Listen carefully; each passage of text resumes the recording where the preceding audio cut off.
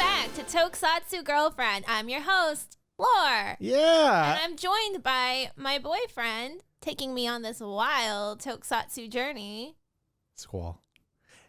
Really, this should be called Tokusatsu Boyfriend because I'm the Tokusatsu guy and I'm turning you into the Tokusatsu girl. I don't know where I was going with that. What's up, everybody? I think I got it. Oh, hello, everyone. We are Tokusatsu Girlfriend, and we are sitting down watching Kiramager for these batch of episodes, this current season that we're doing. And we're about halfway through the show now. Mm-hmm. Are we really?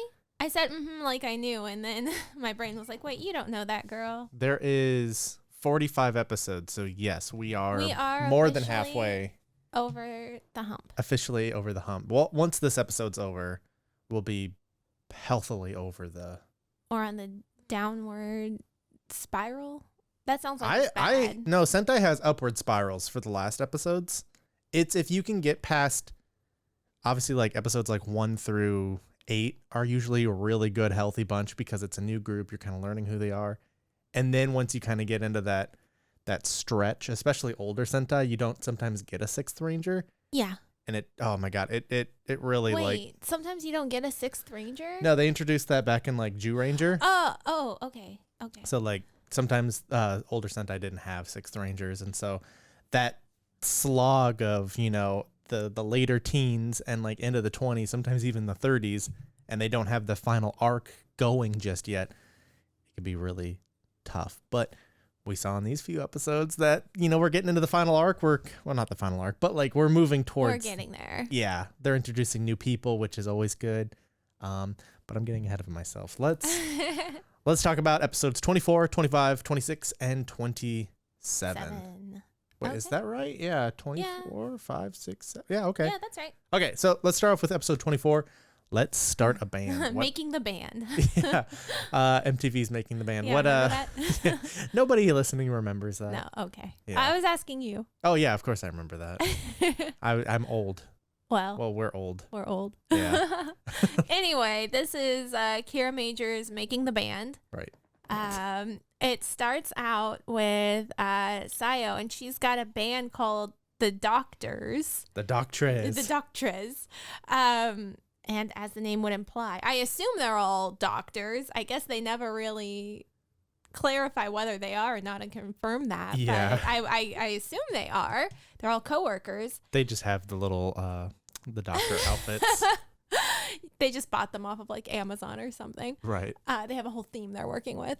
But they are a band, and we find out that they are a band because one day Sayo is walking through the hospital grounds and she comes across a dying child. At least we're led to believe that he is terminally ill to some degree, and he's playing his acoustic guitar, and she's like... Is his attitude killing him? He's got a terrible attitude. He really does. He's a brat.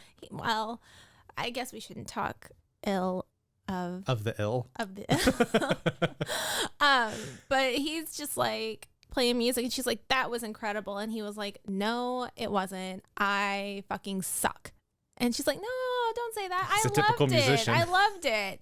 And he was like, no, this is awful. And she's like, well, just remember, you have to get surgery because things are not going well for you. There's something wrong with your brain. Yeah, she's just like, there's something wrong wrong with you. Yeah. And if you don't get surgery, it's just going to get worse. And then you're not going to be able to play music. And he's like, fine, maybe I shouldn't play music. And she's like, don't say that. You should absolutely play music. Here's an idea. How about I form a band using your song, and I'm going to make lyrics, and I'm going to show you that it's a good song because my band is now going to take this song. We stole your song.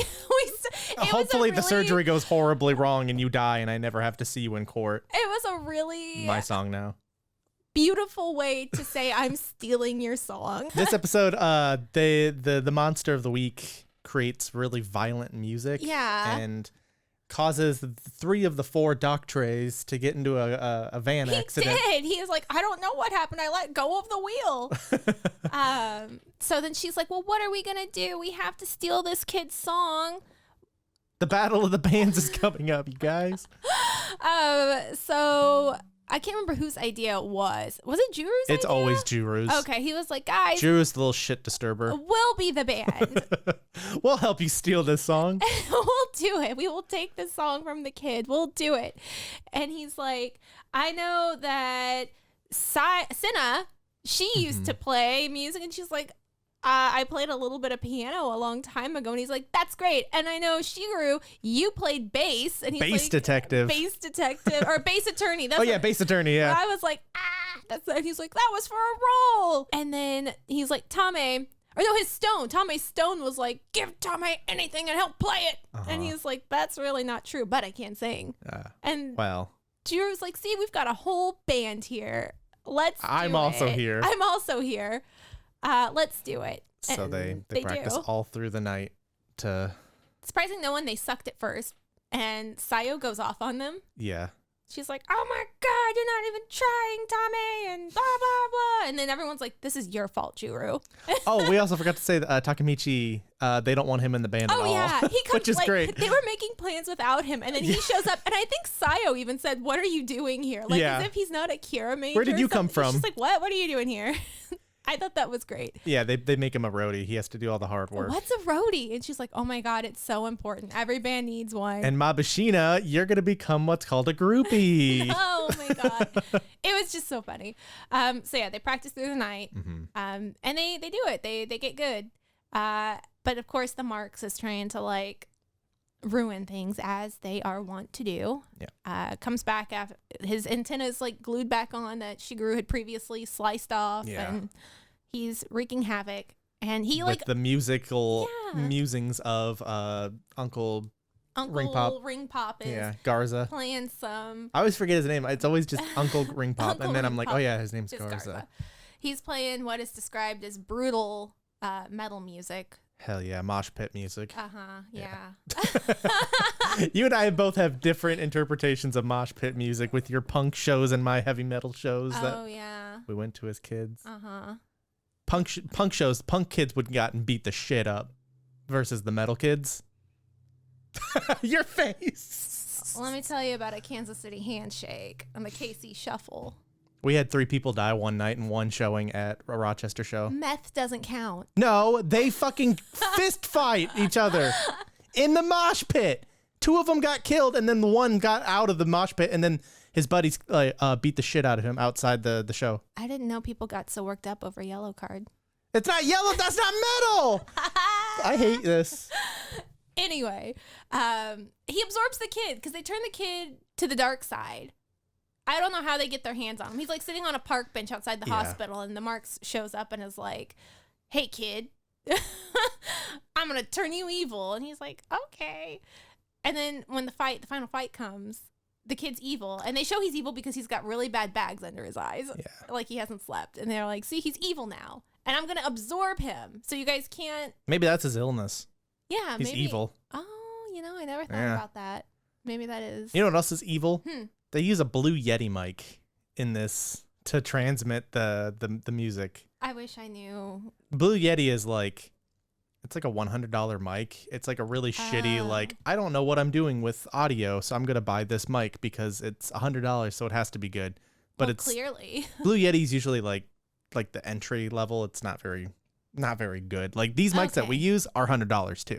Oh, however, you need an XLR mic, you need, a stand. There's a little bit more that you need to it. You need to know a little. There's a whole can of worms. Blue Yeti's fine if you're like a small streamer doing, Well, maybe they are small streaming. The thing is, where the fuck did they get this Blue Yeti when 4 episodes ago? No, I was gonna say if they can't buy a bag of goddamn marshmallows, how the hell are they buying fucking Blue Yetis? No wonder. Target. They're going to Target. Yeah, you can get Blue Yetis at Target. Well, there we go. That's probably where they went. Well, then get the marshmallows too. This is stupid. Anyway, the music. Yes. They're able to transmit over the waves and play their Kiramager song that they stole from the kid. That they completely robbed from the kid. And it's supposed to inspire him. Well, he sees everybody dancing in the streets instead of like writhing in pain. And he's like, oh, my music did this. And then he leaps out of the monster. I love that shot, by the way. Yeah. Like it's stupid, but I loved it. It was just like, wee into Takemichi's arms, who's fighting the monster single-handedly because he's the roadie. He's got to do all the work. Of course. Do you know that this is the first Sentai where they've had an entire Sentai do a band motif, like where they're in a band since Mega Ranger, which is from like 95 or 6. Nope. I had no idea. They've done similar things to this. Like this really reminded me of, especially when you had Garza on the guitar, like riffing and whatnot. And I feel like someone's got to keep a count out there how many times I mention Go Wanger every episode.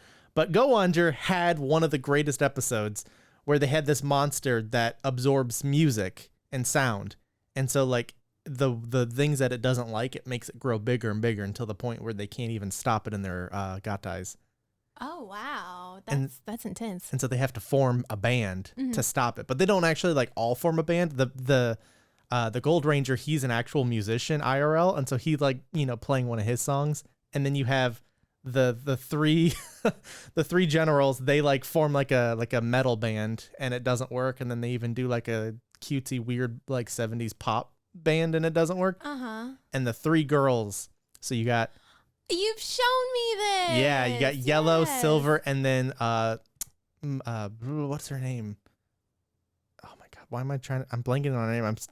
Is it the bad chick? Yeah, I wish I could help you with the name, but I know who you're talking about. Yeah, the 3 of them branch off and they form an idol group. Yes. And then apparently the monster loves poppy idol music, and they save the day. Well, this is cool now in context. Yeah. And then the guys, in a couple episodes later, they form one called the G5 Prince, because they're trying to cheer up this kid who they're not sure if this kid's a boy or a girl, which it's like, so they put the 3 girls out there, and the kid's like, I hate this. And they're like, oh, it's a girl. And so then they get the guys together. It's really stupid. Really ignorant. But... Well, yeah, it's from years ago, but like, yeah. Anyway. Sentai and their bands, I guess. And we were talking about this, like, there's a well-known group out there called Jamingers, where they're just like musical based, which I think is super cool. There's not a musical Sentai out there, and so this is kind of like the unofficial one, Power Rangers, Sentai kind of thing. But I don't know, my biggest problem is like their instruments, where I feel like they should have been like genres of music, and having the different like maybe members from a band, like this guy's from a band, she's from like an idol group, and like this person's like, a classical composer, and like putting them together on a team where none of them work together, and then they find out that music finds a way. It's like Jurassic Park. Music always finds a way. Yeah.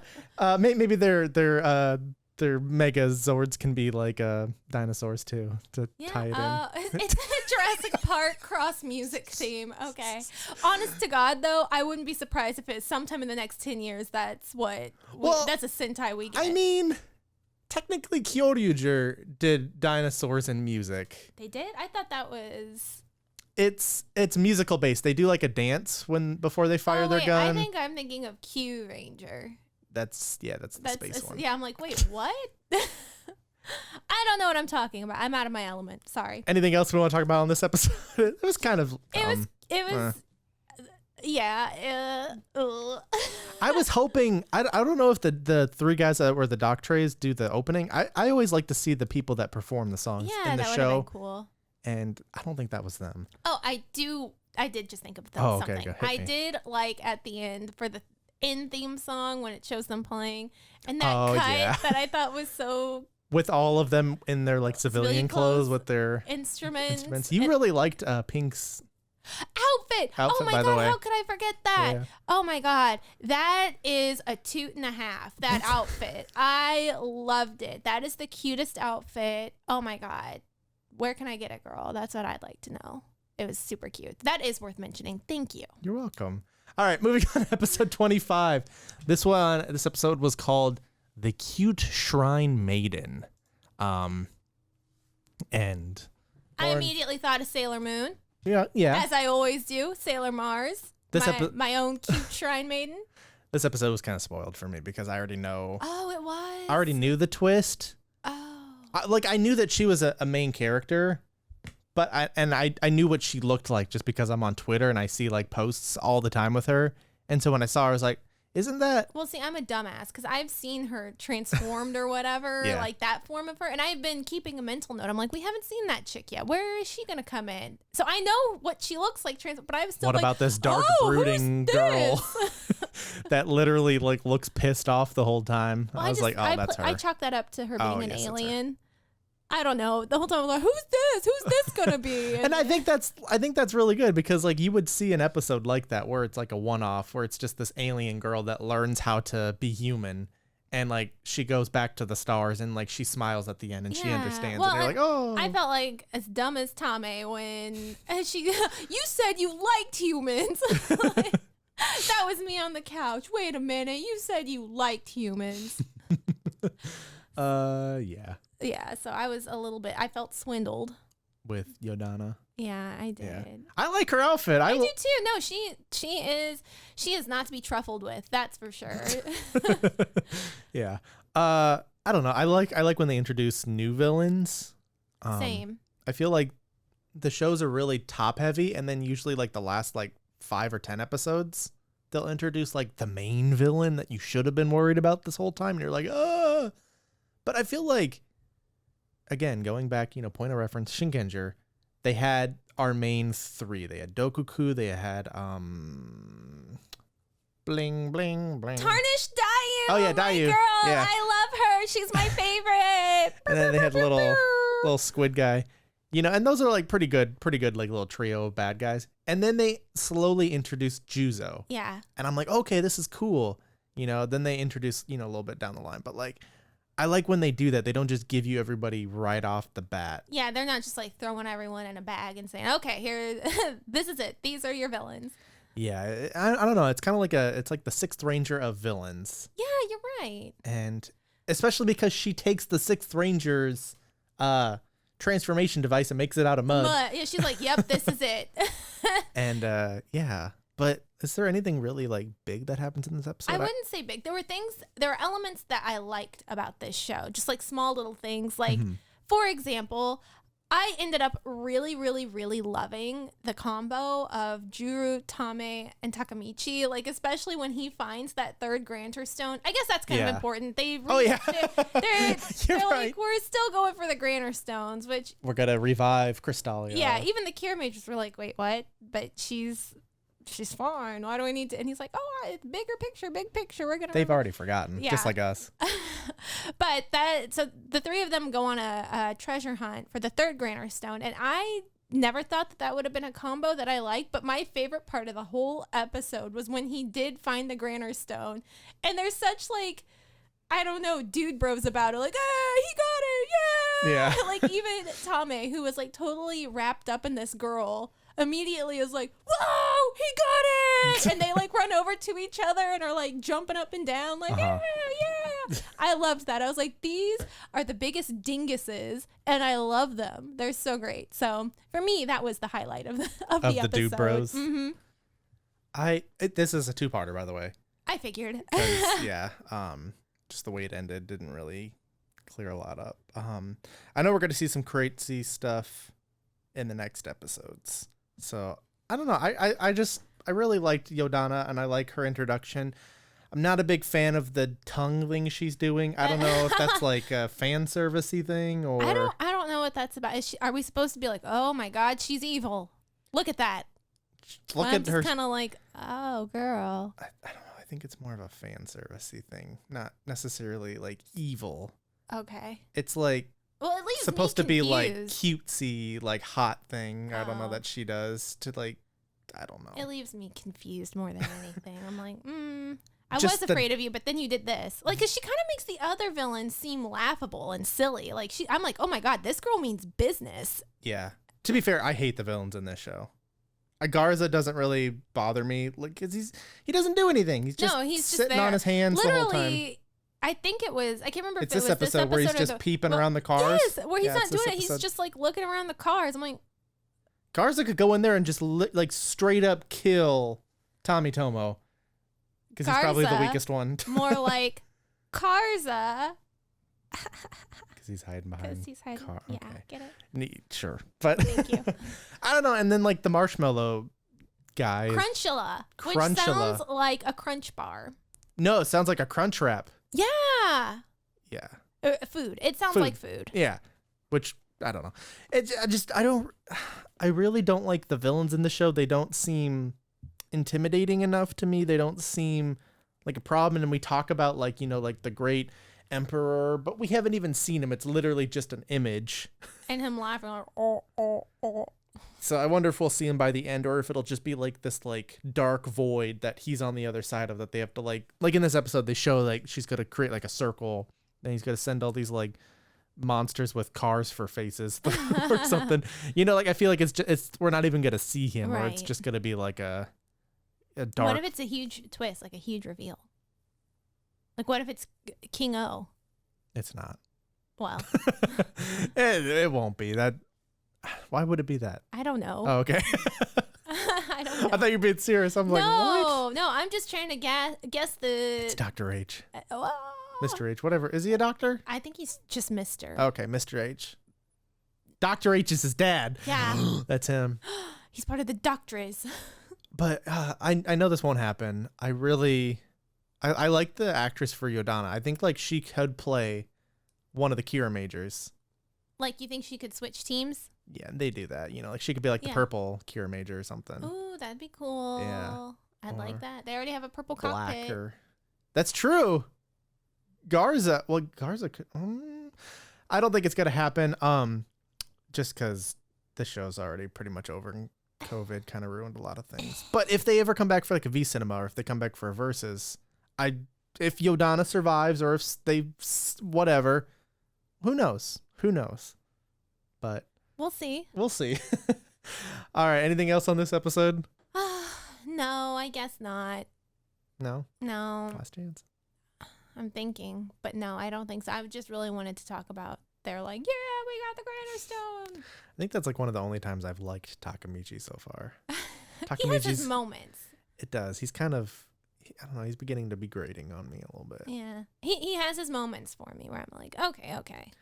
I really felt it last episode when they're like, where did you come from? Get out of here. Even they're getting annoyed with him. They're like, get out of here. It makes it even funnier that he's like the image for this episode now. Right. All right. Let's move on to episode 26 and 27 after this message. All right. So let's jump into episode 26. Yeah, 26. Make it an arrow weapon. As the Wikipedia translates it to. And I'm glad that the title is in there. Like, it gives an idea of what, because I was like, oh God, what is it? What was this episode? We just watched that. I know, but then I get put on the spot and my mind is a blank. That's why it's more fun to do it this way. I know. Yeah, because it's like, what happened? So what happened in episode 26? So that was the two-parter, right? It was like part 2 of the two-parter? Yes. Okay. The Tomitomo Yodonna. Well, I know it was supposed to be more of a Tomitomo episode anyway, but I just want to start out by saying he is showing like some strong leadership characteristics without stepping on Juru's toes, and I like it. He's dialed it Improvement. back. He's dialed it back a lot. He's acting like a leader without taking that away from Juru, and I really appreciate it. So I want to start out by saying that. He's still number 5 on my list. Yeah, well, same for me. Okay. He hasn't moved up in my ranking. But I am warming up to him, which it was predicted that I would.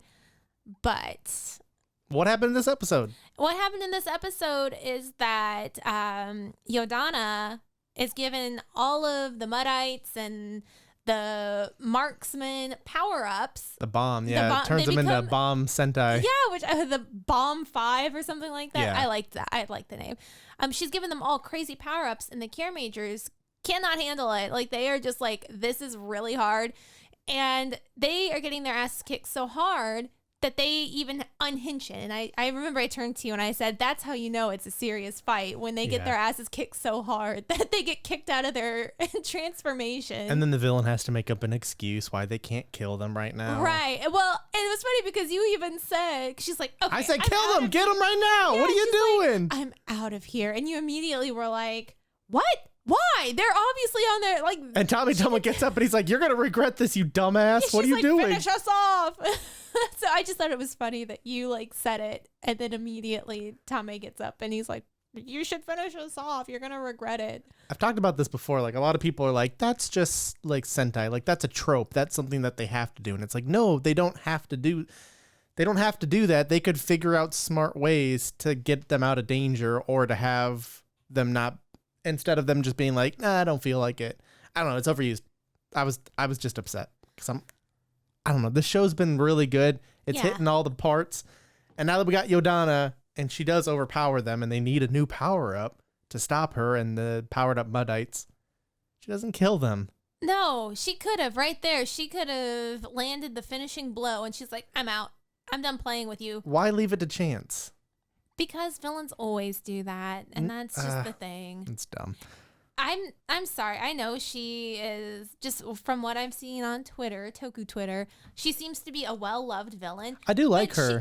I don't. To be honest, I can see that. I can see that she's gonna like add a lot to the show that the show was kind of missing. Do you know what I mean? Yeah, she is, the fly in the honey. Like, I get it, but because Garza is like a pretty good villain. Ring Pop. Yeah, Ring Pop Uncle. He's a pretty good villain, but I feel like as just a suit who's not really a person, there's a lot that's lost there. Like, obviously, you know, your monsters of the week can have a lot of personality or can be really menacing, but they don't usually make for really good long-term villains. And I feel like a lot of Sentai has had, male and female villains that work really well. Like, think of Juzo. Yeah. Juzo added a lot to that show that those other three don't really feel that intimidating. And then Juzo, when he shows up, you're like, oh, well, shit, what's going to happen? I don't know. I don't want to say it because I'm going to get a lot of shit for it. Nah, say it. What is it? If it's bad, I'll cut it. I'm going to get a lot of shit for it because people I know love this villain. Which one? Yodonna. Oh, okay. Do you not like the actress? I just don't think she acts very well. She goes to the... Yeah. I mean, it's Sentai school of eyebrow acting, where tongue Emma acting. Watson acted. Just watch her in Harry Potter. Oh my God, Harry Potter, especially the earlier ones. She acts with her eyebrows, and it's the same what this actress does with her head. I know she's trying to emphasize that I'm crazy, I'm a villain, I'm gonna roll my head, and at first I'm like, oh, okay.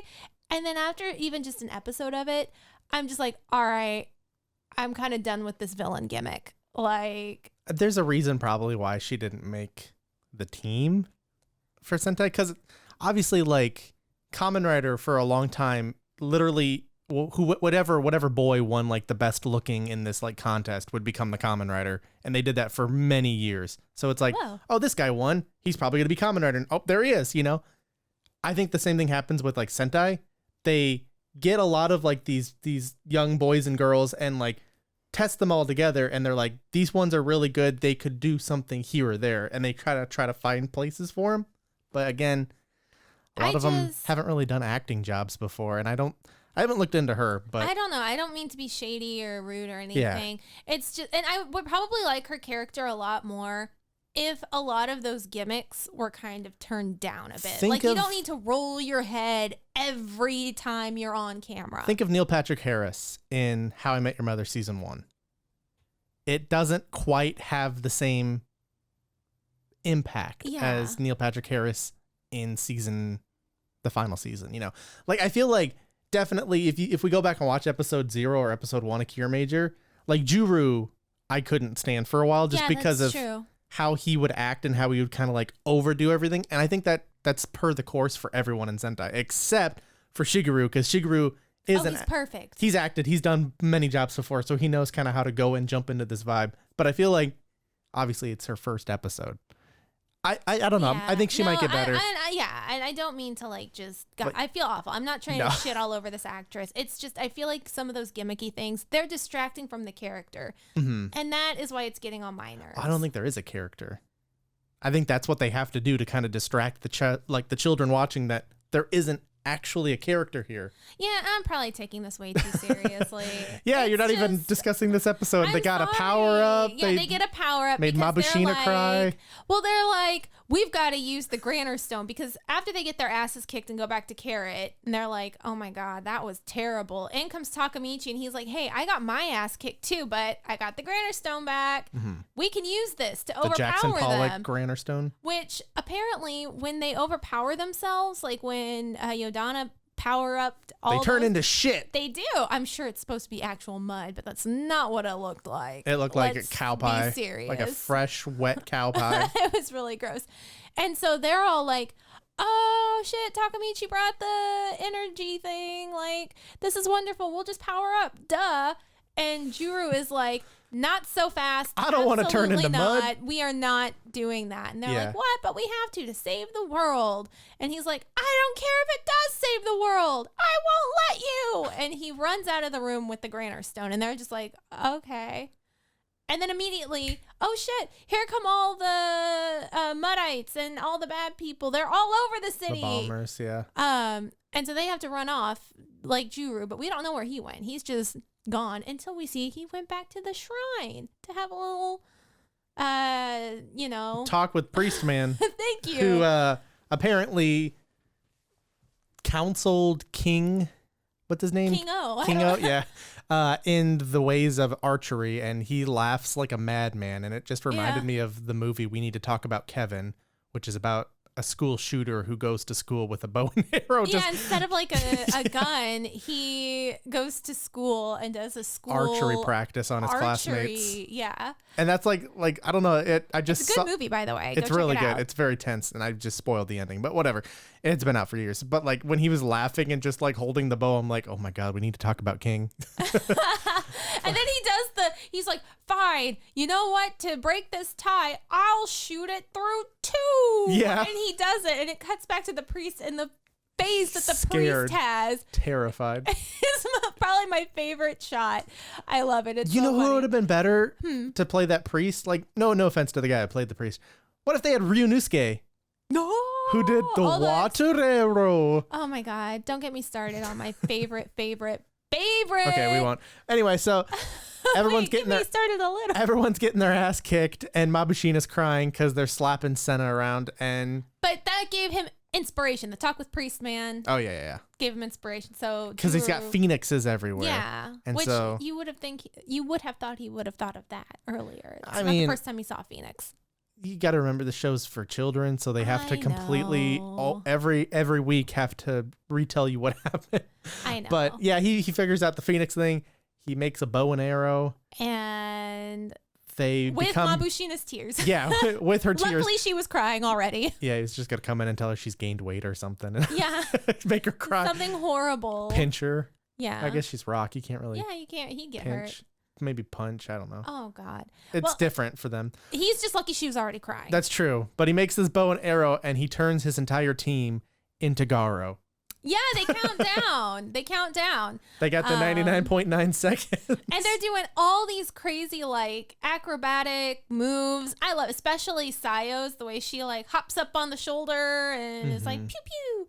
It was great. And they all, like, pass it off to each other very artistically. It's very cool. But then it gets to Tame, and the countdown stops. And well, Yodonna kicks it out of his hand. Yeah. Like, its time runs out, and he's like, huh? Oh, no. And she's like, you are so unlucky and also stupid. And after laughing in his face, is that how you do it? Yeah. I do like that about her. Yeah, I do think that's funny. That's yeah, because in the next episode, I thought that was pretty funny, too. And I hope they keep that going for her. I thought that's funny. Is this the right time to laugh? No? Okay. That I like.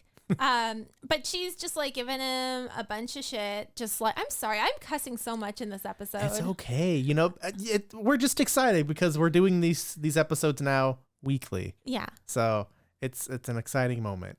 Well, I'll try and scale it back regardless. No, it's cool. And so she's just like really going in on Tame, and he's like, you know what? You're the unlucky one because guess what?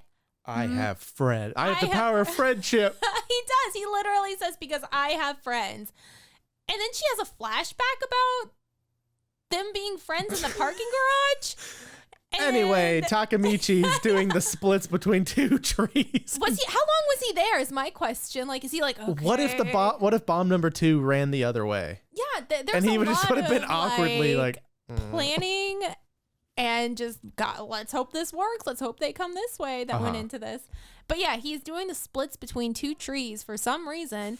It's and great. he makes a joke about Christmas. That's his one-liner. You're gonna ring your silver bell. I'm gonna ring your silver bell, which was entertaining. I thought that was funny. And then he knocks the bomb marksman back, and that's all they needed. They grabbed the bomb. Yeah. And that was it. And so she's like, I'm getting out of here. Bye. And hey, good job. We won. That's the episode. That's the episode. And then we had Tomitomo's song at the end, which I guess we didn't talk about Juru's song from the last episode. Oh, yeah. But yeah, they're doing character songs, It's which cool. is fun. Yeah, I don't know. What do you think of the forms? What do you think of the power up? I like that they're not all exactly the same. Like the Crystal and Juru's is in the middle, and then everybody else's, it's either on the left or the right.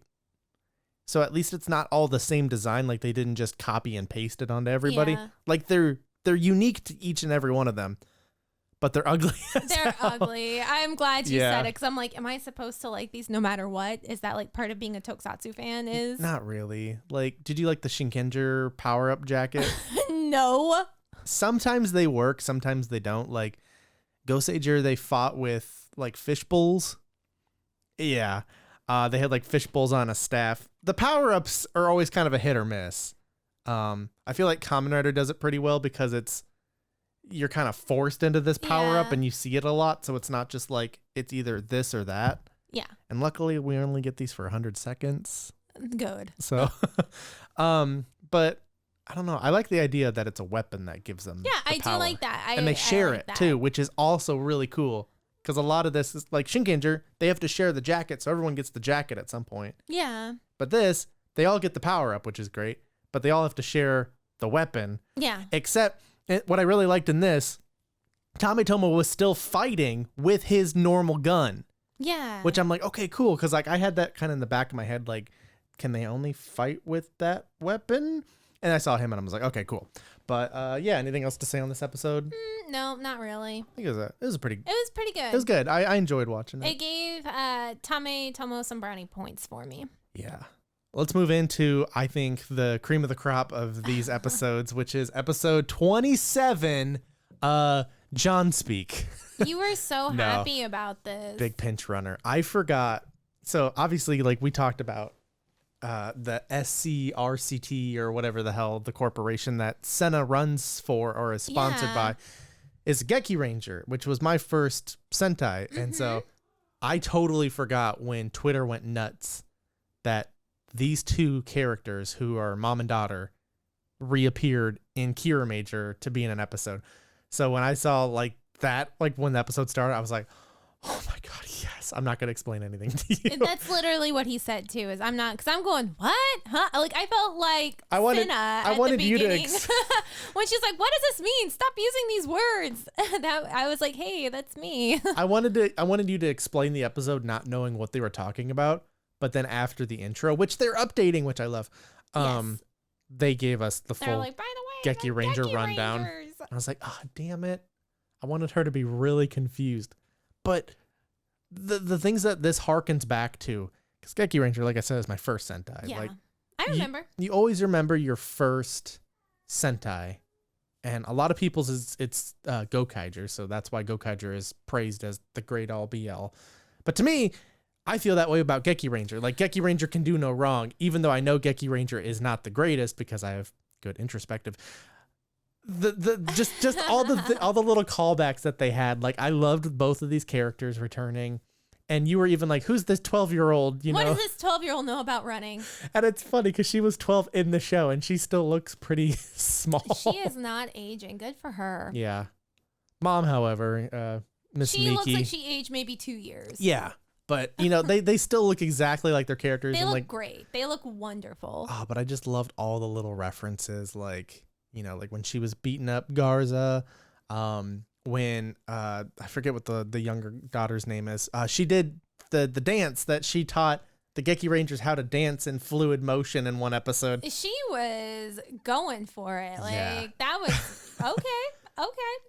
I don't know. I really like this episode because it combined two of my favorite things. Geki Ranger and Speed. And we both, her little fanny pack, I guess we should explain it. Yeah. Go ahead. Start. Sorry. Senna is training this episode. Trying to get faster. Right. Trying to get faster. And for some reason, Takamichi and Juru are there to cheer her on. Juru is not unexpected to be there, but Takamichi just seems to be hanging around places for some reason. But whatever. They don't have anything else for him to do. He doesn't have a character. Because, I don't know. I mean, Juru is so supportive, so it makes sense that he'd be there. Like, I'm sure he's probably, when Sayo is performing, like, triple heart bypasses, he's probably back there like, wow, I'm inspired. He's standing off to the side as, like, blood splatter over his face. Yay! Yeah, good job. That is exactly what I picture him doing. At least it's my color. Yeah, right? Yeah. And so she's training, and they equip her with this fanny pack that is gonna, regulate, and, like, basically, like, calibrate all the information of her running, but following her with a drone. But they have to split off because some she can't just run on the track. Well, and some Muddites show up, and so the Kiramagers get summoned, and Juru's like, let her run. She's training. This is important. Well, I mean, like, she couldn't just run on the track. Well, no. No. So they run off, as does she, in a different direction, and then... Well, you also forgot to mention she takes off her morpher. Oh, she does. That's very because she doesn't want as much weight, because she's got this giant brick fanny pack on her front that's yelling at her when to run faster, when to run slower. Right. And as you would guess, that gets taken over by the Jotunheim. Yeah. And turns purple and tells her if she doesn't... It's all spiky, and it's like, please run faster or I'll explode. It's speed. It's literally speed. And we both, if this Senna drops below 60 miles an hour, she'll explode. Well, as soon as it said that, like, you have to keep up a pace of whatever it was. You and I both looked at each other and go, speed! It was great. And the monster of the week is the older brother to the glue monster. He's the super glue monster. And he's like, oh, that was my... Glues the back of her fanny pack. Because I'm like, are they reusing the same guy? But this one's yellow. And then even the Kiramagers, because that's who they're fighting. They call it out. Yeah. The Kiramagers all get stuck. He shoots them all and sticks them to the ground and just walks around beating the shit out of each of them. Yeah. And they're like, wait a minute. Oh, yeah. But before that, though, the Muddites are cleaning a space. Yeah. Oh, my God. Thank you for bringing that up. Yeah. They show up on the scene and the Muddites are cleaning. And I said, oh, that's so sweet. They're cleaning. And then literally Sayo comes in and says the exact same thing. We both had a moment. Like, you had one in the last one with Tame, what he said. And then I had one in this one with What did he say in the last one? Finish us off. Oh, yeah. Well, I kind of was like Shigeru here too, because I was just like, well, they're up to something, and that's what he tells her to. Yeah. But yeah, they get glued. They get glued to the Super spot, glued. and he is just going in on them. Like, he's really beating them up. Like, it's vicious. But then cut back to... Well, Juru summons the weapon. Oh, yeah. He summons the weapon, and he's like, I don't think so. And he glues it to a bike. And that's the end of that. But back to the mom and daughter team. They're trying to communicate with Senna using is it Jan speak? John speak. John speak. Okay. Yeah, because John from Geki Ranger, the Red Ranger, he's a wild boy. He's basically Tarzan if Tarzan became a Red Ranger. Okay. He grew up in the wild. He wrestles pandas for fun, and he doesn't speak good English or Japanese, I should say. Yeah. And so he'll say random things, which I watched these subs on TV Nihon back in the day, and TV Nihon would sub it once, and then every time he would say something, it would just say Niki Niki, and I'm just like, I don't fucking remember what the hell Niki Niki is 30 episodes in. Put a little thing up there, and I was just like, So I'm very, very fluent with John speak now. Well, they were hoping that Senna would be, because they're trying to... She hated it at first. Relatable. Yeah, Zoa. She is trying to understand them because they're trying to give her code using it. Mm-hmm. And finally she gets it. She does get it towards the end. But before that, the daughter has a chance to run off, and she does. And so she goes to where the Kiramagers are. And that's when she does her little dance thing. Yeah, to the just feel it dancing. Yeah. Oh my god, I loved that song and I love that episode. But then it cuts I have to show you that episode after this. Yes. It cuts away and we can anticipate that something good is about to happen since she's there, but they don't show it. Yeah. Then it cuts back to Senna who's running, and oh my god, she gets the message because the Jotunheim are like, why is she not giving up and exploding? Tell her to run faster than she can possibly run and she will give up. Mm-hmm. And so the mom gives her another coded message and tell her to run to what's the word for darkness? I can't remember. Someone tell us. It doesn't matter. And so she's like, what did that mean? What did that mean? She said, run to the darkness. Oh, the drone's following me. I get it now. And so she starts running faster. And Yodonna's like, what? She runs 30 miles an hour. That's crazy. That's ridiculous. That's like as fast as Michael Scott from The Office. That's funny. That's really funny. And so she's like, I got it. And she is just taken off like, bam. Like, I would be dead. I would be on my ass. I wouldn't have lasted 30 seconds. Mm-hmm. But I guess this is, as you pointed out to me in the episode, this is Senna's thing. Yeah. So, like I said, like if you had like a wrist thing to like measure your typing speed, yeah, and they had you steadily increase it, you wouldn't get super tired. No. And I'm pretty sure you could like even when your Niki came over you, you could even go faster than what you were doing. Well, she does. And runs right into a tunnel and explodes. And it explodes. And Yodonna's like, got her. We got her. And so they're like, let's go to the scene for some reason. They want to investigate the carnage. They want to see her like mangled body or something. I don't know. And so they get there and it's all blown to bits. And Yodonna's like, oh, this is wonderful. And then boom. Out comes Senna. You know what they should have done? Sorry. No, you're fine. Please go. Gemini doll. Yeah, I thought maybe they were going to bring it back. But the big twist in Speed is they loop the footage. And so Dennis Hopper is watching adamantly and he goes to the bathroom and he comes back and he doesn't notice it until later when he is like, ah! They should have done that where they use the tunnel to do a swap off with the Gemini doll. Because they haven't used Gemini doll in a really long time. And I think that would be a pretty good fitting end. Like, it would, blow up for them. Other than just her throwing it off, which still was cool. I wish she would have kicked it. I don't know. Just some minor thing. But, yeah, she comes out. I love those shots. And she's like, and you know what? I got the coded message. I understood John speak. She said to run to the darkness. And so I knew my friends would be there to take the bomb off of me, which I'm like. Yeah, Miss Miki's in the back like, I didn't say all that. Well, I don't know where she gets this from. I honestly thought, she was saying run to a dark place where you aren't going to take out a bunch of people with you. I mean, I knew it couldn't be that because, this is a children's show, so she's not going to tell her anything terribly morbid. But to me, that in the real world, that's what that message would translate to me is go somewhere secluded where you're not going to hurt anyone when you blow go to an airport that they close off. Circle the tarmac. Speed. Why did she leave the track? I don't know.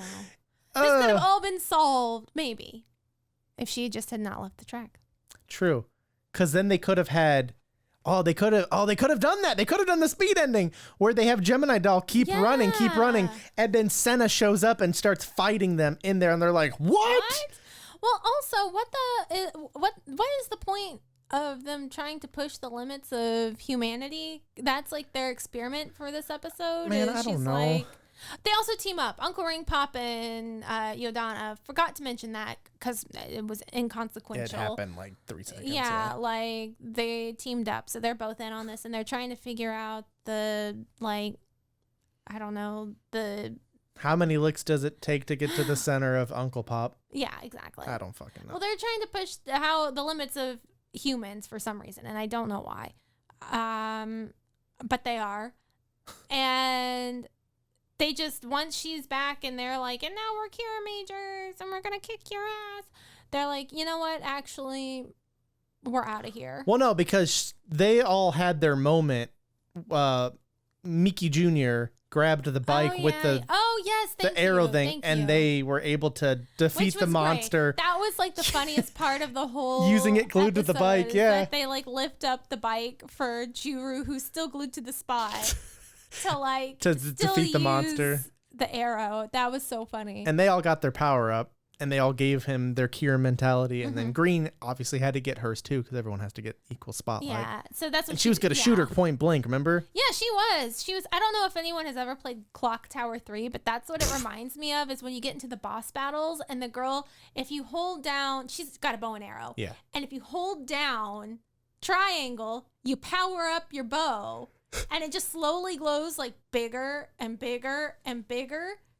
You're glued to the spot, but the enemy can still come at you, so it's kind of like a test of like, how much power up do I feel comfortable with? But that's what it reminds me of, is like how the power up is just like glowing and glowing and glowing, and she's gonna shoot her point blank, and Uncle Ring Pop, he steps in the way.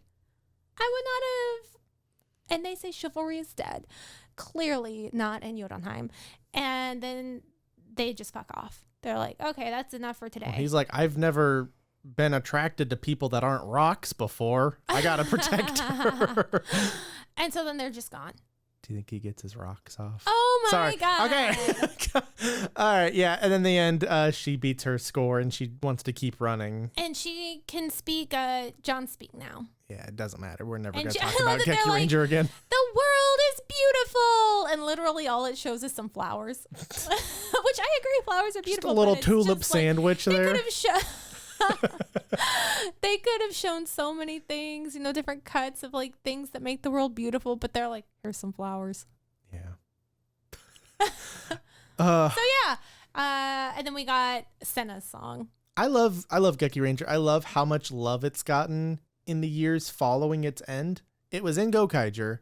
So John and Master Shifu, who's the big kitty small hands, they were in Gokaiger. And so to bring back Miki and her daughter, that's great. Is this something that Sentais do very often? Like where crossovers? Yeah, like obviously I know you get like the verses or whatever, but like is this something that happens very often? No. You get a lot of the actors and actresses that have played previous roles. Like Sayo was in Kamen Rider Ghost. Oh. She played like the second rider's sister, little sister or something. I may be getting that wrong. I just know that she was the younger sister of right. one of the secondary riders. So you get a lot of actors that kind of pool over, but Gokaiger's the only series that pretends all of them are together. They did a series before Ryusoulger started called The Strongest Battle Hero or some shit. Yeah. And it was like it pitted all of Super Sentai against one another. So like all the like Red Rangers not Red Rangers. A lot of the Rangers all showed up and they got to fight one another. So you get like a bunch of people coming back. Like you had Kaneko-san who played Gao Ranger Red. Like he made a little appearance, because he can't say no to a paycheck. Yeah. Like they obviously had Maji Ranger Yellow. He's always doing stuff there. Like I think he shows up later in this show too. But okay. Yeah, you get a lot of those people come back, but you don't get a whole lot of crossover other than the Versus movies or in like an anniversary season. So this is really special. And it happens to be Geki Ranger, which obviously we knew it had some sort of Geki Ranger relation, which is weird that it's like Geki Ranger. Remember that show from 15 years ago? Yeah. This takes place in the same universe. You don't remember Geki Ranger? The only point of reference for Geki Ranger for me is that I know it's your first. I'm going to show you a portion of that dance episode because it's goofy. Okay. And like, I think I really do feel like that's the episode. That's the reason why I got into Tokusatsu.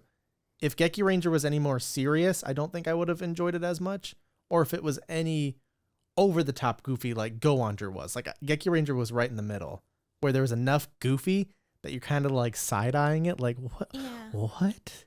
But it was also serious enough to the point where you appreciate the characters and you enjoy it. Kind of like Kiramager, it rides the line really well. So I like that they married these two together for at least one episode. But yeah, anything else on this episode or in general? No, that's about it. I'm ready for Shigeru and yeah, Sayo. The next episode. Woo! Bring them on. They're the best. Yeah. Yeah. I'm excited for those two. I mean, yeah, of course. I always am too. They're the best. But there's a reason we are pink and blue in our True. little icons. I know when we like first saw Kiramager like 2 years ago or whenever like those first pressed things came out, and I got us the things and I made us the carrot shirts. I got you a green one, and I got me a yellow one. Yeah, I have that picture that I took in the I put my hair in a ponytail and Because I was like, these are our characters, and then we watch it. And oh hell no, I'm not Tommy. You are not Senna. You are Sayo for sure, and I am Shigeru as hell. yeah. So I'm excited to see what he does next episode. Me too. But yeah, like I don't think I mentioned this at the top of the episode, but we are now doing episodes 1 a week. So thank you guys so much for listening. Thank you guys so much for supporting. You can follow us over at Tokusatsu GF on Twitter. Yeah. Or Lavender Wave with 2 R's. 2 R's. And Squall Charlson over at Twitter. And you know, we post like the episode notes. We do everything through your favorite podcast app, and we also upload to YouTube. And I've been kind of putting them off for a week, but now I only put them a day. I might change that a couple days just so that podcast listeners get everything first and kind of help transition people over there, because we don't do a whole lot with the video. If you're watching the video on YouTube, I've changed the background. It matches, you know, the picture, but there's not a whole lot we can do just because it's a lot easier and we don't have to like spend 2 hours going through, you know, preparation and makeup and everything just to do a video. Yeah. It's much easier and it feels more relaxed and more natural it does, too. because I'm always super like self-conscious about how I'm looking on camera. Yeah. And I'm just more focused on that than Creating having great a content. conversation with you. Yeah. So we hope you guys enjoyed this. We will catch you on the next episode. Okay. Episode 15, we'll be looking at episodes 28, 29, 30, and 31 of Kiramager, just because Kiramager versus Rue Soldier, which takes place in between these last two we watched, isn't out yet. So, yeah, none of the movies are out yet, so we'll have to maybe revisit those later. But anyway, bye. Bye. Thank you. Thank you so much.